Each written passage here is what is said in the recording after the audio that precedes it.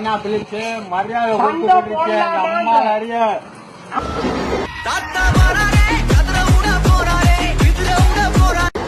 அந்த பையனுக்கு பயம் இல்லை. எங்கே செல்லும் இந்த பாதை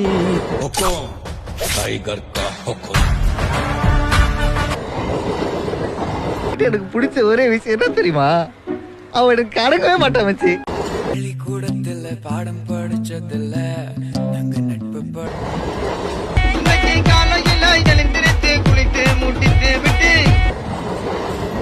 நண்பா, உனக்கு ஞாபகம் இருக்கா, நாம 2 பேரும்